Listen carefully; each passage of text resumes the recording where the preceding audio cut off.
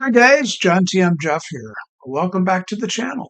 Thanks for coming by today. I wanted to give you an answer to a question I get quite often, and I thought it'd be a great time to do it. I'd just take a little walk around Buddha Hill today because it's an interesting place. So Buddha Hill, if you're not familiar with it, is located on Pratumnak Hill. It's between Jomtien to the south and Pattaya on the north. And it's a large hill that kind of goes out into the water that separates the two bays. And on top of that hill, you're going to find Buddha Hill, and then you're going to find a viewpoint. And that area is, much of it is a national park. And just to the middle of it, I'd say, is Pratumnak Road, which is the road that goes up the hill and cuts over through to the other side. Now, if you follow a second road between Pattaya and Jomtien, you're about half a dozen blocks away from that road where it goes, but it does run back into second road. So you could take off there and then go over to Buddha Hill, which is where we're starting out here. So this is a good walk. It's a walk I do regularly because it's right across the street from my condo. It's got a nice path because it's an old roads that used to be open. I remember first time, maybe several times when I came to Pattaya years ago, you could drive up to the parking lot and go around the hill. And you didn't have to walk. You could just drive down this, what is now a closed road. It's kind of nice, but it's a lot nicer now because you can walk. So this was early in the morning. It was before there were a lot of people around, but there's still some people. So if you see yourself in the video and you don't want to be in the video, just let me know and I'll correct it so we don't have a problem. Just leave me a timestamp so I can know what you look like, or what your face was in the timestamp so that I can correct that for you. Never want to take pictures of people who don't want to be on the video, but sometimes it happens, even if we try to do it early in the morning. So this little walk is going to take us probably 25 minutes, 24 minutes, and it's going to be a walk that I enjoy. There's a lot of soy dogs on this path, not as many as there used to be, because across the street is the new fisherman's village where there's uh, not as many soy dogs as there used to be. That used to be a really big area that would collect a lot of soy dogs, and they were just all over the place up on this hill. Now it's a lot better. So I think we're doing some things overall to make it better up on Buddha Hill. Anyway, we'll make this walk. The question I wanted to talk about today is one that I looked at a year ago when I was getting ready to spend more time in Thailand. Up to that point, I had been spending a month or so, uh, several times a year, just working and doing my job. I was an insurance agent. I could do customer service. I could do sales. I could do everything over the phone or over the internet. And it was really pretty easy for me just to be mobile. I didn't think that was possible until COVID, but when COVID hit, obviously we had a chance to try out our remote working, right? But I figured it out and it became an option for me to do that. I tried it out for almost a year, going back and forth, making sure that I could do it before I actually pulled the plug and said, this is what I'm going to do. So I think that's the first thing. When you think about working in Thailand, you've got to figure out how you're going to work, who you're going to work for, and if it's legal. First thing I figured out when I started thinking about, okay, I want to work in Thailand. I need to make a little more money than what Social Security will bring me in my retirement. I need to do something that brings in a few $1,000s a month. How would I do that working in Thailand? Now, there's obviously a way to get a job in Thailand and work there and get paid in local currency working for a local company. Couple drawbacks to that. One is what they're going to pay is not going to be what you're used to in the US. Figured that out really quick. In my case, I don't have any specialization that would really be unique. that I would be competing against potentially Thai people. I mean, maybe I could go sell condos at a condominium development and they would say they need somebody that speaks fluent English. It might be a way that I could get a job, but they'd still have to get a work permit for me. And I believe the way that works, and I'm no expert on this by any means, it's just what I learned in my research. But if there's a Thai person that can do it, then they can't hire a non Thai person to do it. So it becomes an issue getting those work permits. So that's something you want to check into is if you're planning to go there and get a job, figure out one, if you can get a job, if it makes sense financially, and two, if you're going to get a job, uh, can you legally work doing what you're doing? And you don't want to take any shortcuts there. You know, what I've seen lately, especially with issues of work, if people get busted for doing something wrong on a work permit, they're booting them out of there and sometimes for a lifetime. So often a year, 5 years, or even a lifetime exemption, they can't come back.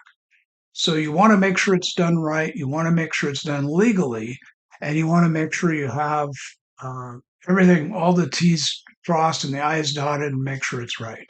So anyway, the idea of working in Thailand started to be really big with me, and I was trying to get or starting to get a retirement visa because I'm at the time I was 65, and then I was figuring I'd go on Social Security in 2025, and I wanted to have that option to do that. When I was looking at it, it really became difficult.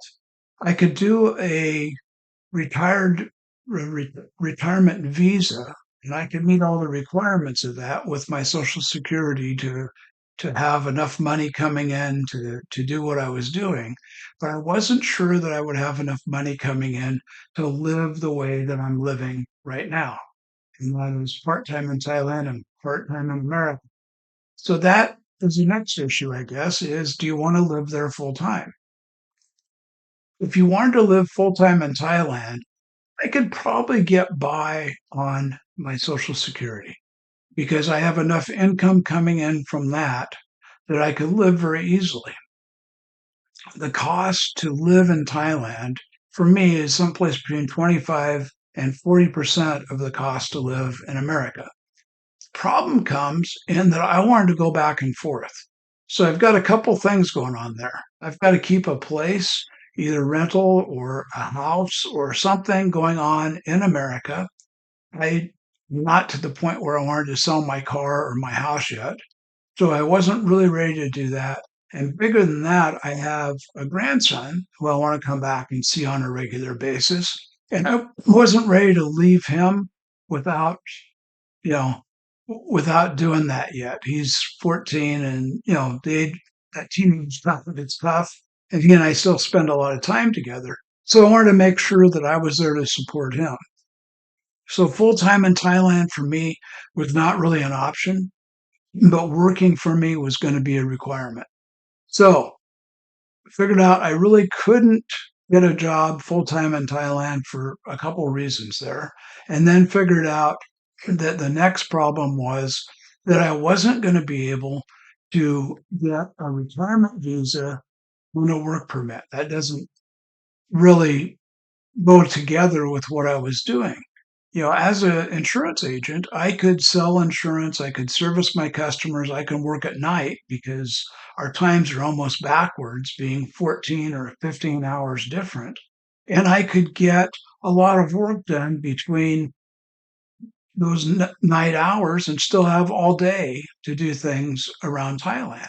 I really like that idea, and it really worked out well for the year and a half or so that I did it.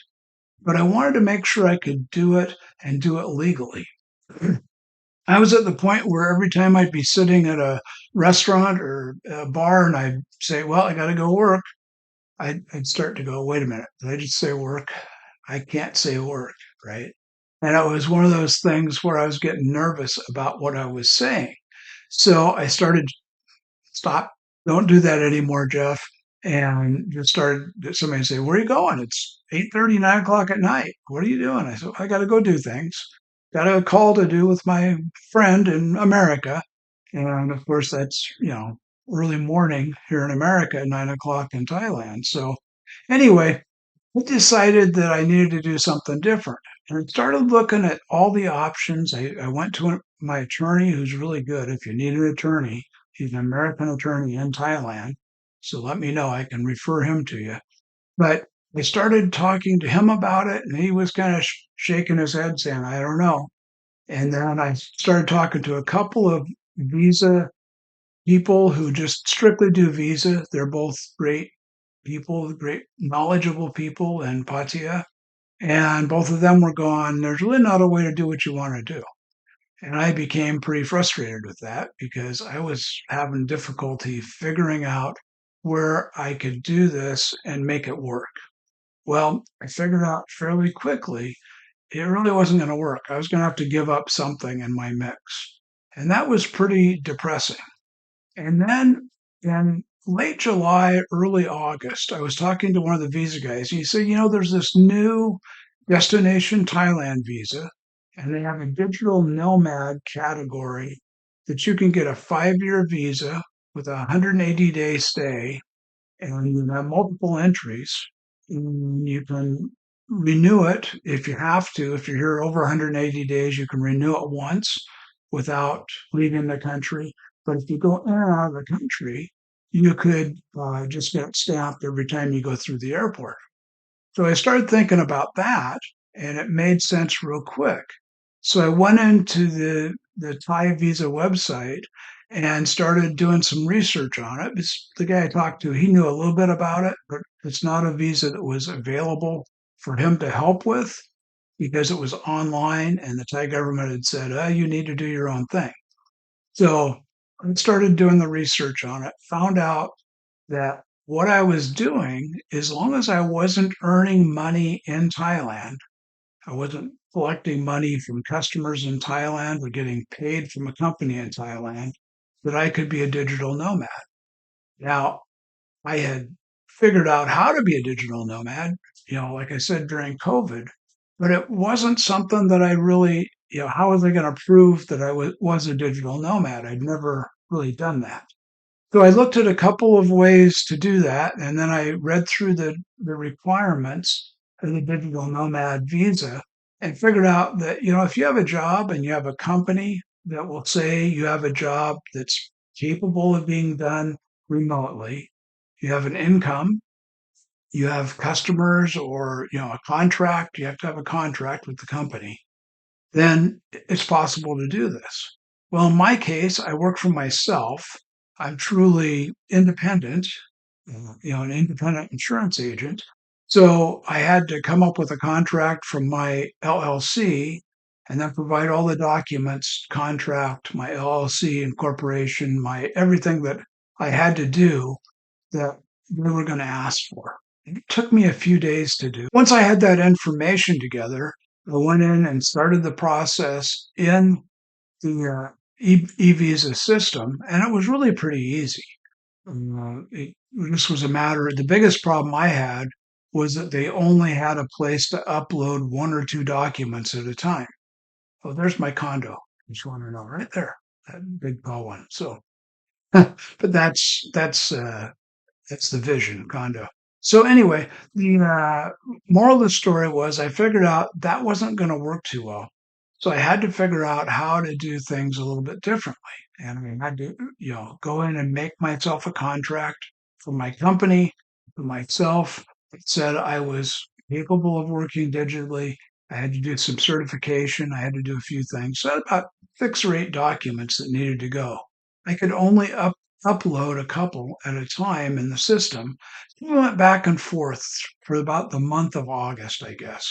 And then the first part of September, I got word that the visa had been approved, that it would be available the next week on the site. I could download it, and it would be a 5-year digital nomad DTV visa. So I think that probably for many people that need to work, finding a remote job first, and then having that documentation, go in and make sure that you can get the documentation. Let's say you take a job from somebody that says, "Yeah, you can work remote. We'll pay you whatever." But you want to go in and make sure before you take the job that they can provide you with the documentation that you're going to need. And you just go into the e-visa website for the Thai government, and that'll tell you. Anyway, that DTV visa has been abused in the last year. And I think a lot of the abuse came from the neighboring countries. They were bringing people in illegally, really, to work. They weren't really going to school, or there's 5 categories on the DTV. One of them is going to school or learning to cook or learning the language.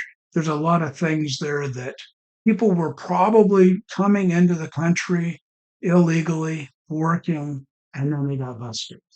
In some cases, those were call centers and places that were doing things probably illegally. I don't know that for sure, but supposedly illegally. And they got busted, they got deported, and they're not coming back because they broke the law. And Thailand's really, it's not like the US. US, I mean, you get deported, you probably can sneak back in, or you can apply through various waivers and things to get back in. But in Thailand, it seems like if you don't do it right, you're going to end up with a real problem. And that they're going to say you're deported for 1 year, 5 years, lifetime, whatever it is. And they don't seem to have a way to go backwards on that. So again, doing it right the first time is really the only answer. And I really don't think that you want to do it wrong, because that whole process, let's say you rented a place for 6 months or a year, and you got your what you thought your legal visa in place and everything was good, and then all of a sudden you're gone. And I know a guy who was working in a restaurant. He was manager of a restaurant. He'd been there for a while, but he overstayed his visa. He didn't renew his visa. I don't know why. I didn't get a chance to talk to him, because they came one night and took him to the airport. I imagine, I don't know, but I imagine they took him to the airport and stuck him on a plane and said, "You're going home." And he had to go back to England. What I was told by his boss was he won't be coming back because of that. So they're really serious about this in Thailand. And I guess I can't blame them, because they are very serious about a lot of things in Thailand that maybe in other countries we're not as serious about. So make sure that you're doing this right. When you start looking at doing the visa, start looking at becoming a digital nomad, do your research, do your due diligence, make sure that what you're doing is right, make sure you have a job that you can get the paperwork that you need. And then when you finally get online to do it, make sure that you understand it's going to be a process. It's not going to be one and done sort of thing. It's going to take a couple going back and forth, at least in my experience, in order to even upload all the documents. Then they may have an issue with some of the documents. You might have to redo them and send them back in. But once it's done, I've been back to Thailand 3 times on that digital visa now, and it's working great. I show up, they stamp it, put a note in my passport that says e-visa, and put the date on it, 6 months out from the day I arrived, and I'm good. Now, I think, again, going back and forth through the airport's probably really easy to get it stamped. I've heard and I've known a couple people that have tried to go in and get it extended, and immigration actually put them through the process of almost reapplying for the whole thing again. And that might be partially because immigration doesn't know that much about this visa yet, and they're still trying to get all the word out of how to process it. And it's only a year, it's not even a year old. I think it came out in June or July last year. So there's still things that are going on, but if you did your 6 month report, you may have some stuff going on there. I haven't been there a full 6 months. I've been there 2 and 3 months, the times I've gone. So it's something that, when I come and go, it's not been a problem. Again, you may hear stories about people who have problems with it. My attorney, for one, will tell you he doesn't like the visa. And I understand that. And it's probably for a number of reasons.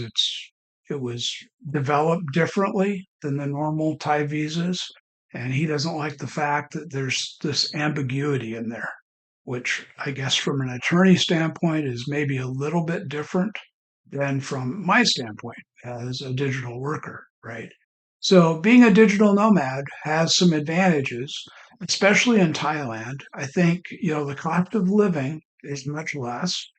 I'd say that you could easily get a nice new or fairly new condo in the Pattaya and Jomtien area for under $700 a month. I paid my last 6-month contract I did before I bought my condo was right around $680 a month for a 6-month contract. It was brand new. I think one other person had stayed there. So it was brand new, beautiful facility, way nicer than any place I'd ever stayed before. And it worked out great. Is it, that kind of price, well, you can't rent anything in America for that price, right? You'd be renting a really small place that doesn't have much going on. So think that's good. The cost of food, it's still way less. You can have a good meal for $5 to $10 versus here. If you go to McDonald's now, you're going to spend $12 to $15 for a meal, and it's not going to be that good of food probably. So think about that.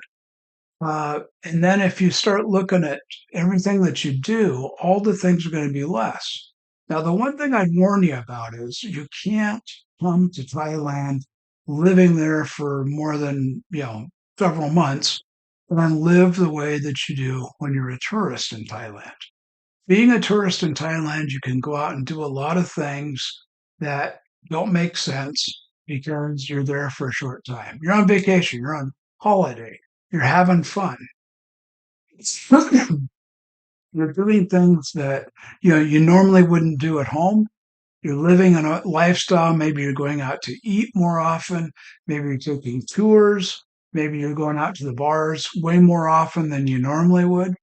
But when you start to look at this whole process of being in a place longer, you need to set up a budget. And I know that word is tough for a lot of people. It's tough for me.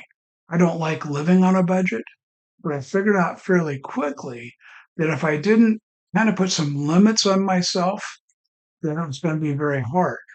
And I think that's something that is, you got to figure it out because it's important.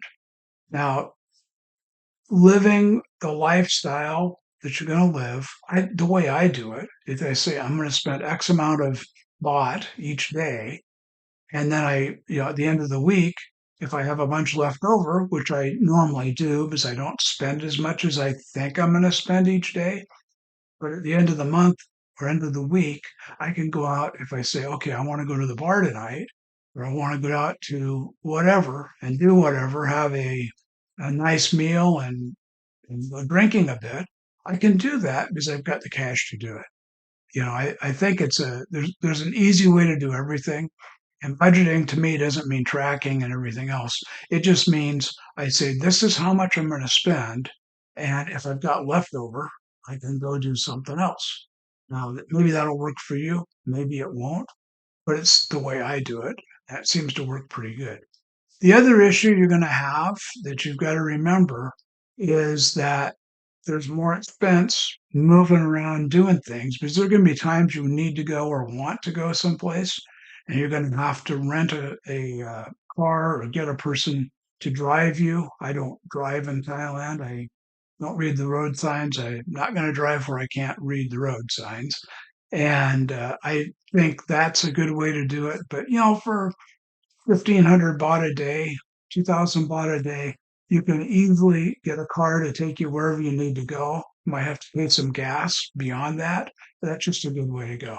So think about the way you're going to live, how you're going to live, what you're going to do for work, and then set up your lifestyle that way because it's going to be fun and it's going to be a great way to do things. You're not going to be excluded from doing things other than you're probably not going to be able to get a job. You can't say, I'm going to go to Thailand and work in a coffee shop for cash. Probably not going to happen. There's a lot of Thai people looking for those coffee shop type jobs. So don't expect that's going to happen. Do it right, keep it straight, and make sure you do it by the book because it's really important that you do. So we're up here at the top of Buddha Hill, and this is looking over towards Jomtien. This is, you know, looking straight towards Pratamnak and down to the beach. And there's the big Buddha. And I think, this is a beautiful place to go if you've never been up there, especially in the morning before everybody's all set up and things are going on. It's a nice time to go up there. Air's pretty clean up there normally, and you can look out to Pattaya and you can look out to Jomtien, get a nice view of everything. Get some time up there by yourself if you want to meditate or if you want to. There's places to sit, there's places to look around. Obviously, a lot of Buddha statues. I don't know that much about Buddhism, but I do know that when you bring a Thai person here, that they're going to spend some time at many of these different statues and do their merit or whatever they're doing. Again, but it's an important place, and it's a place where a lot going on during the day. This time of the morning, this is about 7 o'clock. So anyway, I hope you found this helpful. I hope that you enjoyed it. Hope you enjoyed the walk up here to Buddha Hill. And if you did, please like, share, and subscribe. And I'd love to see you back next time. This is John T.M. Jeff. See you next time. Safe travels.